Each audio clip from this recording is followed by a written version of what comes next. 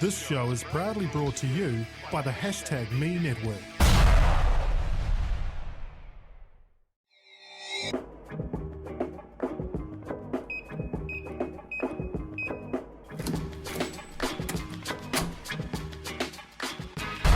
Access granted. Kia ora, and thanks so much for tuning into episode 50. Oh my god, 50, We made it! 50! Woo! Of Access Granted, our weekly Kiwi tech and media podcast. I'm Raj, of course, and my background's in film, design, media and technology. 50. I know. I can't believe we made How'd we do 50. that? This is incredible. My name is Mike, and my background is, hey, I explain stuff, I connect people, and we get things done. And you're here because you're either a Kiwi that works in technology or has a great passion for tech and media in New Zealand. Right, so episode 50. This week we catch up with Cameron from Starnow, interesting fellow. Wonderful. And a little bit of a catch up with Anna from PledgeMe as well. Fantastic. First of all, a little bit heads up on the making the podcast sustainable. Yes. We've got a lovely potential sponsor who's come forward and said, I think I can help. Yep. We are we're nearly finished with the Patreon system. The Patreon system, I have been asked, what is it? It's a service online. It's another place to go and find the Access Granted podcast. However, it does allow us to say things like, yes, it's free, but we would like to buy better microphones. They currently cost $150, say. If everybody chipped in $1, then 150 of you we'd pay, and we'd give you a reward. Obviously, the reward itself would be better speech and better sound. That's a reward in itself, isn't it? That is a reward. Sound better. However, The ears don't hurt as much. yes, but we'd also have, we get swag. Do you know that? We get given stuff, and we'd hand it out and say, here's some t-shirts, or here's some freebie tickets, something like that. So that's the general idea of Patreon. We've got to record our own video. That's the thing that's holding us up, I think. We haven't We just recorded don't our have video. time. We'll get there. And so sponsors as well. So obviously if we do get sponsors that can help us make this a sustainable podcast, and we're happy to describe to people what that means, please get in touch with us, either at NZRaj or at Miramar Mike, or you can email us at accessgranted. At #me.co.nz. Thank you very much. First of all, before we get into the full interviews this week, of course, here's Anna and Raj with the monthly PledgeMe update. Right, this month we're doing our regular catch-up with Anna from PledgeMe, and what's happening this month? Anything interesting? Yeah. I'm sure there is. Always interesting things happening in the PledgeMe office. We launched an equity campaign last week for a company called Powerhouse Wind, which is a single-blade wind turbine. Single blade? Yeah. So it must be pretty full on. Faster. It's not faster, it just it reduces noise. Right. It reduces the noise pollution because there's less blades blading the wind. And it's really interesting because the guys that made it, they're down in Dunedin, and they were four of the engineers on the Fisher & Paykel dish drawer back in the day. Say again? The dish drawer. The dish drawer. So they came up with a whole dish drawer idea. So they worked on it, Back at Fisher & when Paykel, yeah. we did not have dish drawers. But pre-dish Right. drawer, they Yeah. were some of the engineers that made it. But Wow. they just had a lot of fun over lunch talking about other ideas, and one of them was this wind turbine and renewable energy. And yeah, so they launched last week, and they've already raised $100,000. Nice. They're aiming to raise a minimum of $400,000. And it's just really cool because, you know, a lot of the people that have pledged so far, they've never met, they don't know them. Right. And they asked they asked everyone to share their stories, and one man emailed them yesterday with his story around why he was supporting them, and it's basically because he lives off the grid and needed power and was looking at solar and thought wind would be too hard, but what they're doing is sort of sophisticated simplicity, like it's trying to enable people to do renewable energy different. It's good to see companies coming up with a different angle rather than the same old, let's try this again and again. Yeah, doing different things and trying to create a step change in the way things happen. So that's one that's really exciting. I am totally not an engineer, but even I think it's really cool. And another one that's sort of related to you guys is a gaming one we have at the moment called... this is why I had it on my phone, so I wouldn't do this, and then I scrolled too far. Just talk amongst yourselves for a moment. Yeah. William Trowbridge's Plunge Freedive, so it's a game that GameStarter are making, a company here in Wellington. And they do games around real life stories. And so William Trowbridge is he's a deep diver, free diver. Yeah. And so they're doing a game around him. from it Wow. and trying to crowdfund $10,000 to make it happen. And yeah, they're doing really well. They've already raised half their goal in, I think it's been a week or two. That's great. And that is Pledge Me for the month. Yeah. And we'll get some more news from next month. Absolutely. Yeah. Every We'll month. check back in again. More companies for you. Yep. More projects. Awesome. Stop whenever you want, mate. I am. Thanks, Anna. Right, this week we had a good chance to catch up with Cameron from Starnow. Now, I'm in the entertainment industry. I was back in the day, right? So I've had a little bit of experience on the site. And I always wanted to know how it was built, why it was built, who did it, the whole point of it, right? So got in touch with Cameron. He says, yeah, happy to chat. Keen as. So had a good chat with him out in the offices. They've got really nice offices, actually. It's quite nice. Here in And, Wellington? yeah, in Wellington, and on Allen Street. And so we had a good chat about how he came to be, how they did it, why they did it. It was important. And what the next steps are, and, you know, what's going on with them in the future. Right, listeners, we are here at Blair Street or Allen Street. Which one is it? Allen We're Street. on Allen. I work on Blair, so it gets confusing. With Cameron from Starnow. Starnow is a website that was started about 10 years ago, wasn't it? Yeah, just over 10 years, 2004 actually. So Yeah. we had our 10th year anniversary last year. Nice.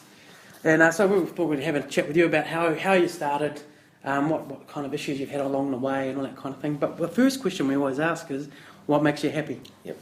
So, I mean, I guess like most people, the obvious things make me happy. So, you know, family. I'm a dad with a 17-month-old now. Family, friends. But I won't give you that answer because I hope everyone would that would make them happy. But Yes. for me, I think learning makes me happy. So I spent a fair chunk of time at university.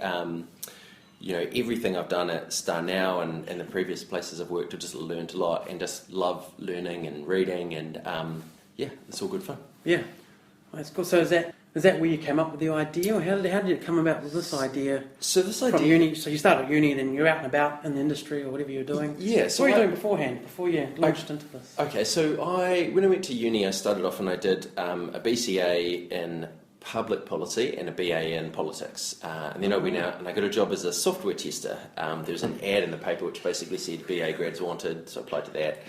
And I was working at a telco, but you know, we were working with all of these, I was working as a tester with all of these really good developers, and I'd, you know, obviously be looking at a bit of code and learnt a bit and thought, this is fun, this is fascinating, I should probably do this.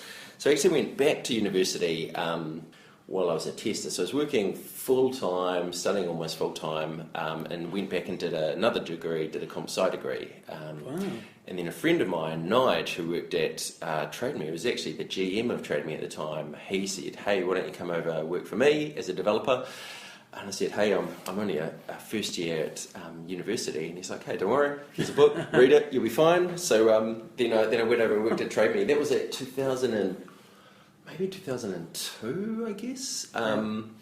So was working, you know, almost full-time at TradeMe as a developer, at university almost full-time again. So finished my BCA, and like most Kiwis, you know, we just felt like we had to get out and do our OE and experience a bit of the world. Now I had travelled a lot, but never lived anywhere. Right. So myself, the other two co-founders, Jamie Howell and Nigel Stanford, we packed up. We left TradeMe and we flew off to London, and we always thought we'd build a website of some description. Didn't know what it was going to be. We kind of had these ideas of maybe we'd do peer-to-peer gambling, maybe we'd do dating. You know, we didn't really know. And as it happened, we got there, and my sister-in-law was an actress. And you know, think back 10 years ago, she was an actress. She had an agent. But she was, you know, buying a paper once a week to look for jobs. She was, you know, ringing up her agent every few days going, hey, do you have any jobs? And also, you know, coming from New Zealand, 10 years ago, reality TV wasn't really something anyone did here. But you went to London and it was, you know, a career choice. Like, people were getting famous for it. So we thought, hey, look, you know, we know how to build websites. We can build this website and it'll be great. So we sat down, started coding. And from start to finish, so from idea to basically finish, and double quotes, from idea to launch, took us about a month. Wow. But yeah, that was mainly That's pretty agile. Yeah. I mean, look, don't go back and look at the very first version through the web archive or anything, because it's you know, I've got it now. Yeah, it's a little bit embarrassing, but it works. It works. And so it took us a month, and about maybe, I don't know, you know, at least a week or so of that was just dealing with banks, because you couldn't just sign up and kind of take transactions. We had to go in and convince the banks that these 3 New Zealanders who just arrived in London were trustworthy so anyway, we set it up. We launched it was late September 2004. So I'd made a few phone calls the week before launch to get people with casting calls. And so we had casting calls on the site, and then on, I think it was a Friday night, we basically put the site live, set up some Google AdWords ads to go out, and then we took off and went to a friend's place and had dinner and drinks, because we were pretty excited. That's your launch, right? There was a launch party, yeah. Well, it was a launch party and more of a don't want to just sit there and hit refresh party, because we obviously were pretty bullish on this thing. We'd spent a month or so building it, but we didn't really know if it was going to work. But anyway, we came back and there were 20 members, maybe 20 or 50 members, and we had taken 2 payments, so we'd earned £20. So that's overnight. That was in the first few hours. Yeah. Awesome. Yeah, so we were over the moon, because, like I say, we don't want to just sit there hitting refresh and it's a ghost town. But when we came back and then hit refresh and saw a couple of payments, and obviously £20 doesn't sound like a lot, but for the first few hours, start, it was, right? Yeah, absolutely. Yeah. So we stayed in London. We were just, 3 guys with our laptops in the living room. And then we went to Prague very briefly, and then I came back to New Zealand and set up the office, and Jamie and Nige, they went to the US for a while, and as it happened, found their current wives, and right. And so they're there, they've settled there. They're to and from, about half and half. Well, I guess you're global now, so you kind of need people out and about, right? Yeah, to a certain extent we do. So most of what happens on Starnow, we get about 100,000 casting calls every year. Now, a casting call can be, one person wanted, or it could be 100 extras, or anything in between. So most of that comes in just by self-service model, basically. People with a casting call find us or hear about us, they come to us, they place a casting call. Our community team, the customer service team, review every single casting call, and then we put it on the site. But, there are some casting calls that we have to go kind of above and beyond to get. And a good example of that is one we've just announced the winners to, I think it was last week, and it's the Hollywood Immersive.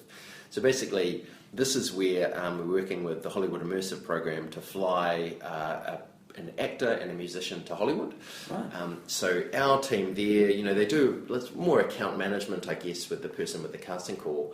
And in this case, watching 6,000 plus audition videos to narrow the choice down, and then that must be hard work.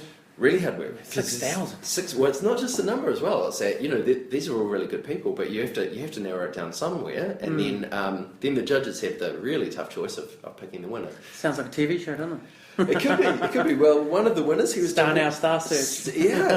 Well, he one winner was jumping up and down on his bed. The other girl she was hilarious as well, laughing, because this can be life changing for them. They've flown off to Hollywood, and things could happen. Right? Yeah, absolutely.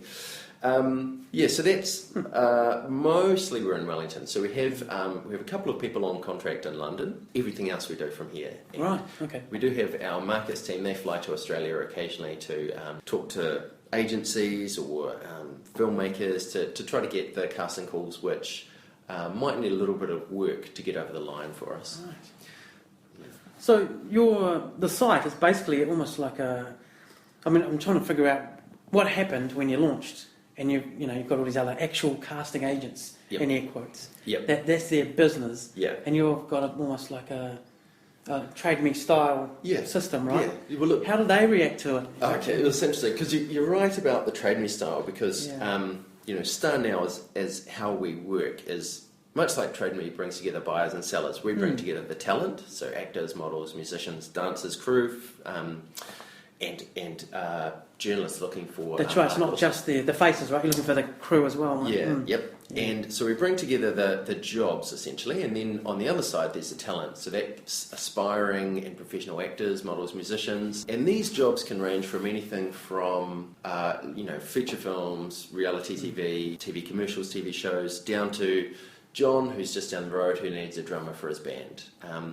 So that's how it operates. Now, in terms of your question about what these other casting agents felt like, I mean, we don't do the job of an agency, and we never would be able to. So what the agents and everyone else who, initially they were thinking, Starnow's there to try to do them out of a job, but once they actually got to know the site and got to know us, they actually realised we were a great portal for them to basically expand what they do.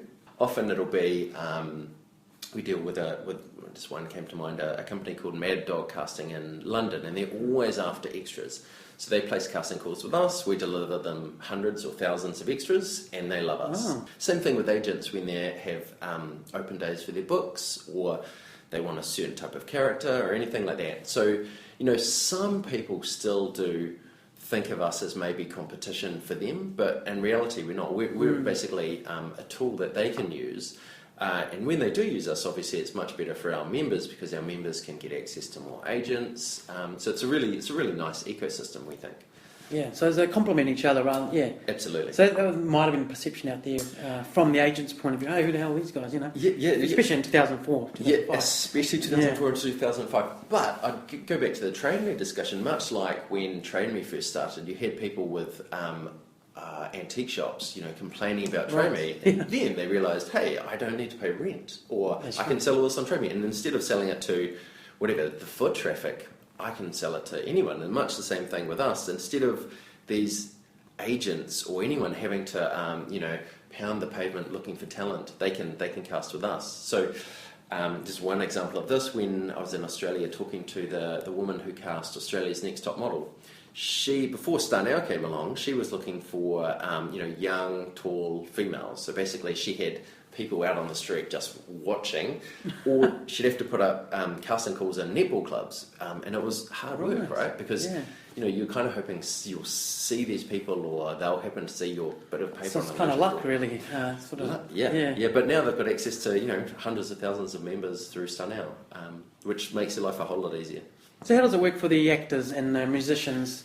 Yep. How do they use the service? So they put themselves on, they have a profile, etc. Yeah, correct, yeah. So you come to Starnow and you join up with your email, you fill in some information. Now you can have a basic membership, which is free, and for that you get 3 photos, you can have 1 audio track and 1 video, and you can apply to a few free casting calls. For a subscription fee, and then it depends on how long you choose your membership for, but the cheapest option, and let's say you were paying in Australia, it would be about $6 a month on the cheapest option. Now, when you subscribe, you get unlimited photos. I think it's 10 video and audio, and you can apply to unlimited casting calls. And you then appear in our talent directory. So basically, not only are you applying to as many jobs as you want, you can get directly scouted, and it happens all the time, directly scouted from the talent directory, and you can network with other members on Starnow, and build your brand and reputation on Starnow, because casting professionals can recommend you, so you can not only do you fill in your CV, you can actually get recommendations from people, so when they're looking to cast in the future, they can see who's actually done a gig and got real life feedback from people. Oh, right. And we've got likes, we've got comments, so you build a profile and a brand on Starnow. And the ideal goal for us is obviously that members stay with us for a very long time, because we think we give a great service. But if the talent, be it actors, models, musicians, whoever, then go on and get an agent and move on, I mean, we've done our job, I guess. Much like a dating site, when we kind of make a match, and if it's a long-term job that they've got, or they've got an agent or whatever, it's job done for us. Oh, so we're pretty happy. That's cool. Yeah. And it's all, they've got access to, so if you're a person in New Zealand, well, as we talked about with Hollywood Immersive, you get access to these Hollywood trips. You get jobs in New Zealand, and you can filter by wherever you want, Wellington, Auckland. You can apply to jobs in Australia, or if you're planning on going to London, same thing. So, how did you organise the Hollywood Immersive stuff, for example, all the way from NZ?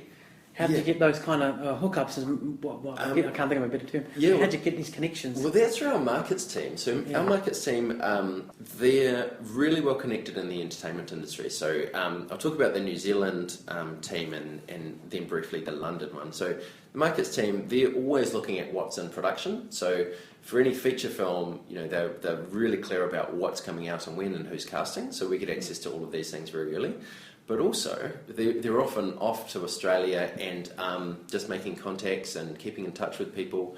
And it may be that, so the Hollywood Immersive one, that relationship goes back several years, actually. We've been doing it for a few years. I can't remember exactly when it started, but for most relationships, we'll contact them, we'll go and meet them, we'll help them with a certain casting call, and then they'll, typically come back and do more and more and more with us. So it's just builds from, in that case, a meeting, because as much as we'd love to do everything from New Zealand, some things require actual human interaction and relationships, because this is all about people, and we love the fact that the vast majority of casting calls and members come to the site and everything just works for them. But sometimes people need a bit of extra service, or they want to do something special, and whatever they want, and then we'll help them out with it. So you've got the basic service, the website, and then you've got this add-on where your team will go and talk to casting agents. Yeah. So they're always out trying to get more and and double quote better casting calls. So basically, what we're trying to build, or what we have built, is a site that you can come as aspiring talent and you can build your portfolio of experience and do whatever you want, film jobs, extras jobs, and then get into more paying jobs. So we try to have basically an ecosystem where no matter what stage you are in your career, unless you're the Brad Pitts of the world, that you can come to Starnow and you will find jobs that you can apply to and are great for your career. Yeah, so the markets team do it here. We've got a couple of contractors in London who do much the same, and they're tasked with getting us casting calls. The more casting calls on our site, the better it is for our members. The more members we have, the better it is for people placing their casting calls, and we just go from there. So how does it all work? You've got a dev team as well here, right? Yeah, we've got a dev team. So you built everything from NZ and exported it out, right? Yes, absolutely. So we have about 30 people at Starnow, and about a third of that are made up of the dev team. So there's probably 5 or 6 developers of different flavours, back end, front end, iOS, a couple of testers, designers, content writer, and our CIO who looks after them and wrangles all of that as well. Wow. But yeah, everything built here, and obviously it's easy for anyone to access overseas. And people always ask, so they go 10 years, you must have done everything right. And it's like, well, yeah, exactly. We normally laugh because everything changes. Not only is casting changing, so casting 10 years ago, casting. I talk about Erica. She had to ring her agent. She was looking in the newspaper, and then Starnow comes along and she could find all the jobs. But now, casting is it's more than just finding where the jobs are, or let me put it this way: maybe jobs can be found in many different places. So you could get cast on Instagram. You can make your millions if you're one of the very successful people on building YouTube videos. So it's a very different model again from what casting used to look like, and this is why the social element of Starnow, so the likes, the favourites, the comments are really important to us, and the recommendations, because it's no longer just about the job or just about the talent. It's about what kind of brand or marketing heft can your talent bring to you that will help you promote or distribute whatever you're making. And then, of course, there's the changes in mobile, which is changing everything for us. So 10 years ago, just desktop, probably only worried about 800 pixels wide or something like that. Sure. Yes, it's a long time ago. Feels like a long time ago. It does. Yeah, and now, of course, everyone has a phone. So there's massive opportunities and challenges. And the challenge is, the site was originally built for desktop, and it's responsive now. We've got an iPhone app, but we have to still keep looking at the site and go, how do we optimize it for mobile? How do we make it truly mobile first? It's kind of fundamentals of what the site was built like, the kind of functionality and what it should be like in a perfect world for mobile first. And then there's just the fact that on mobile, users' behaviour is different. They might be sitting on a bus and want to check out jobs. They all might be sitting at an audition and want to network with everyone else. So, user behaviour is changing, across the board. And so how do you keep up with that?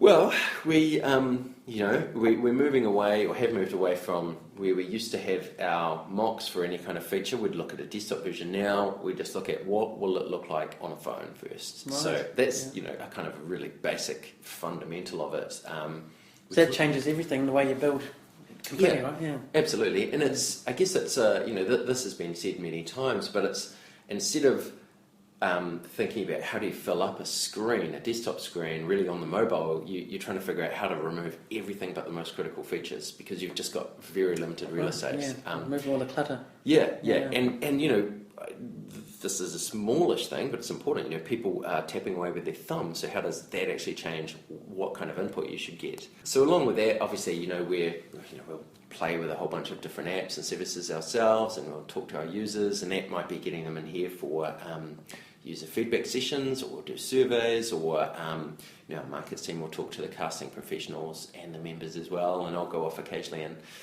meet people in Australia or here and just pick their brain basically to see how we can help. Because, fundamentally, Starnow as it stands is still about the jobs. People come to Starnow for the jobs. But there's a really good quote from, I think it was Chris Dixon, which is basically people come for the tool, the jobs in our case, and they stay for the network, which is, right. How do they build the brand?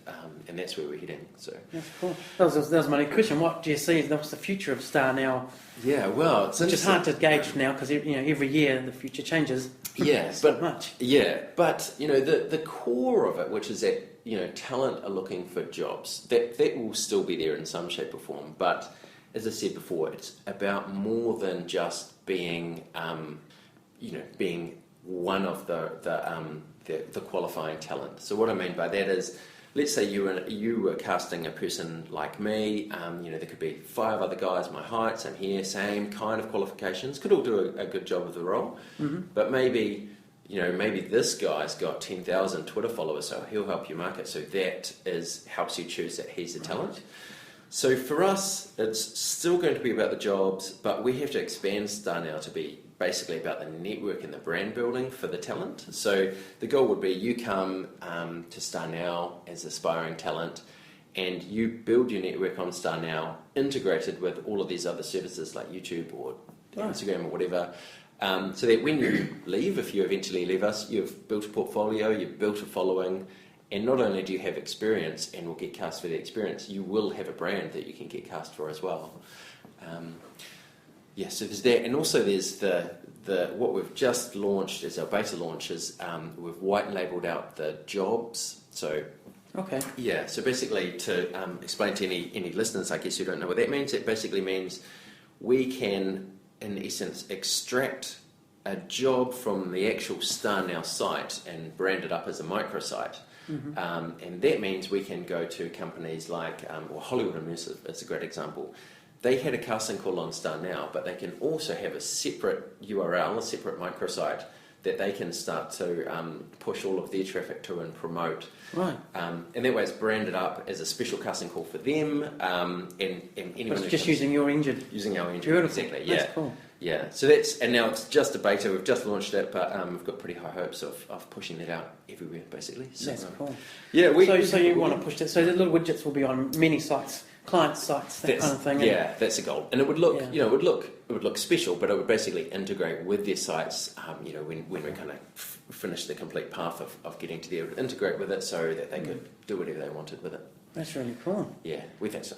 Yeah, well, there's some interesting things here, because I know film industry took a while to get sort of digital native, and now things like the Starnow of the world, they're kind of cool now. Yeah. You can see that people are using these tools. Yeah, but there's still... They're connecting people more than we used to be. Absolutely. So back in the day when I worked in film, we phone called everybody. There was no other thing. The cell phone just came out. Oh, right. So everyone said, have you got your back phone yet? They go, oh, no. What are you talking about? But then suddenly that was the biggest tool ever, And now I think, you're right, it's sort of come full circle to the phone again, but it's a different experience, right? It's a mobile phone rather than just a brick. and there are, I guess the easiest way to think of this is, let's just think of, say, models going to a casting call. They would often have a big portfolio of images, and they do in many cases, but now you can just take your phone and you can flip through and show anyone any image you want. So you've got your portfolio on you, and you can share it. quite can easy. share- Right? Exactly. So there's, the phone especially is going to change, or has changed everything, of course, not only in our industry, but every industry. But there are still a lot of old school people casting that. They will have, a room just jammed full of folders with, bits of paper with a person's name. And we were talking to a person who was casting actually just recently, and she had the task of, I forget the exact, I think she had the task of basically finding someone who was over 6 foot who spoke Mandarin, I believe. Anyway, if you imagine what she had to do. Flicking through all those books. Flipping through all the books. And you know how frustrating, right? You flick, flick, flick. Here's a 6 foot tall. No, Or, hey, this speaks Mandarin, but he's 5'5", or whatever. So that's in the maybe pile, probably, right? Yeah. There's a pile, 3 piles on the room. Yeah. On the floor. And woefully inefficient, of course, for the way we think of it, which is, well, if everyone's just in some kind of database, you can do that in 5 Just seconds. search. Yeah. You've got them, yeah.